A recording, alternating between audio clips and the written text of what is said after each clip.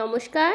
আজকে নিয়ে হাজির হয়েছি গরম ভাতে প্রথম পাতে খাওয়ার জন্য দারুণ স্বাদের সম্পূর্ণ নিরামিষ ও নতুন লাউ ভাপা রেসিপি নিয়ে। লাউ তো অনেক রকমভাবে খেয়েছেন, এইভাবে একবার লাউয়ের এই ভাপাটা করে খেয়ে দেখুন বন্ধুরা, গরম গরম ভাতে অপূর্ব লাগে।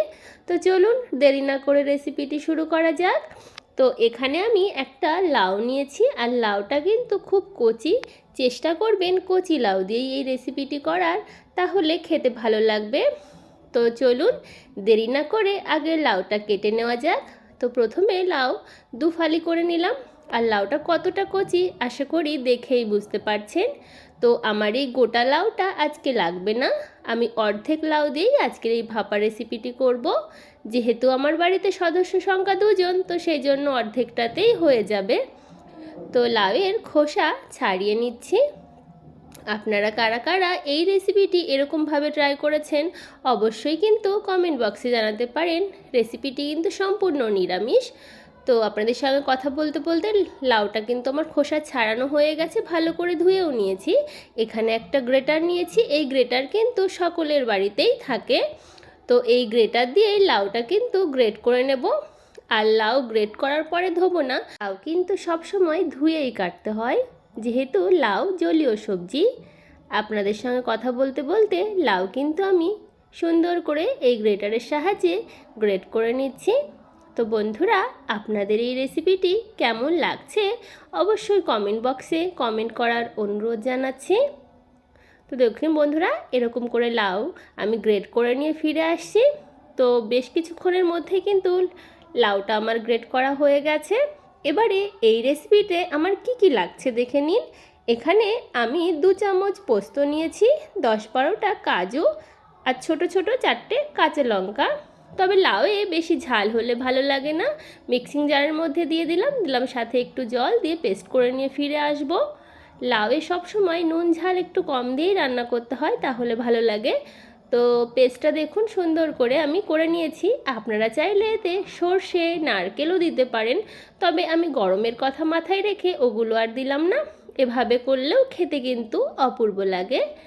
তো এবারে চলুন মূল রান্নায় ফিরে যাওয়া যাক। কড়াইতে দিয়েছি সর্ষের তেল, যেহেতু ভাপা সর্ষের তেল অবশ্যই দিতে হবে, তেলটা একটু বেশি দিয়েছি।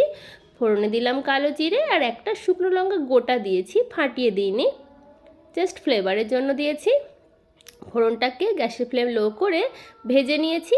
এরপরে গ্রেট করা লাউ দিয়ে দিলাম, দিয়ে ভালো করে কিছুক্ষণ আমি একটু নাড়াচাড়া করে নেব।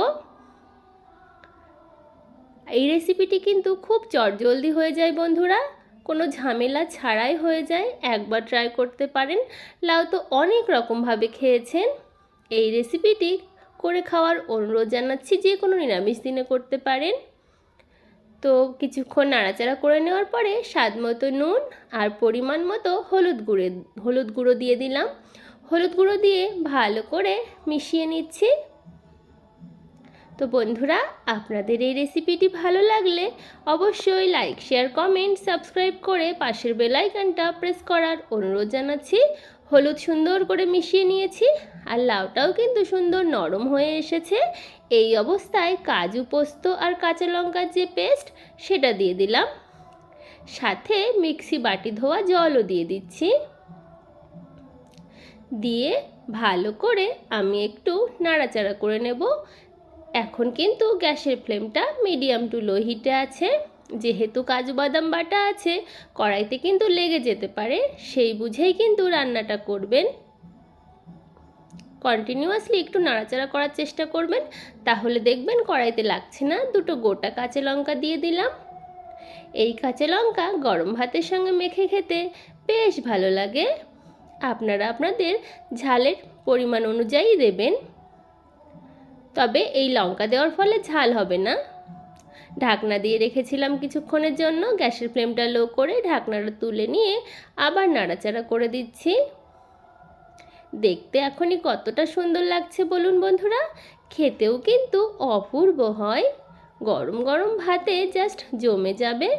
এরকম গ্যাসের ফ্লেমটা মিডিয়াম টু লো হিট করে, আবার কখনো লো হিটে রেখে রান্নাটা কিন্তু আমি করে নিচ্ছি। তো আপনাদের এই সম্পূর্ণ নিরামিষ এবং নতুন লাউ ভাপা রেসিপিটি ভালো লাগলে অবশ্যই লাইক, শেয়ার, কমেন্ট, সাবস্ক্রাইব করে পাশের বেল আইকনটা প্রেস করার অনুরোধ জানাচ্ছি। আর আপনারা কে বা কারা কোথা থেকে আমার এই ভিডিওটি দেখছেন অবশ্যই কমেন্ট বক্সে জানাতে পারেন।